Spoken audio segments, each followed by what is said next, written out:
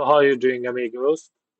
So here's the unique paper code. Name of the paper is Constitutional Values and Fundamental Duties. And name of the course could be any course. The questions are repeated. You guys just have to focus on the paper code and the name. It's a VAC course. Okay, so and for semester it could be any semester whether one to six. Okay. And for the duration, it's a maximum is 1 hour and maximum is 30. And here are the 6 more candidates. You can go through it. Basically, you are doing 3 questions in total. Okay, all questions carry equal marks. Okay, here write notes on any of the two following. A socialism. This is the printing error. Okay. Part B preamble. Part C sovereignty. Question number two: how do Article 19 and 21 protect the citizens from the exploitation of the state in India?